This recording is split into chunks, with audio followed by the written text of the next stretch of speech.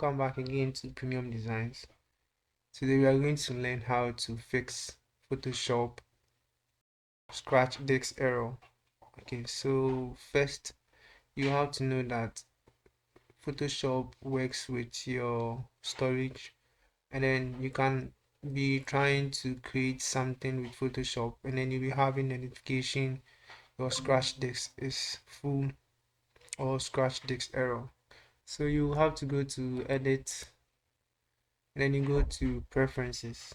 So when you go to preferences, you go to scratch disk. So at your scratch disk, you can have your storage here. So in case you have any external storage that you use, so let's say you have an external hard drive or hard disk, you can just insert it, and when you go to your scratch disk, you find it here. So you can select that one. So you can see that our storage is left with 379.43 megabytes, which is um very small for our scratch disk. So we are going to select the drive D here, which is having 223.63 gigabytes. Of course, we are going to use that one, which will make our scratch disk space very big to work with Photoshop. So you can just change it like this.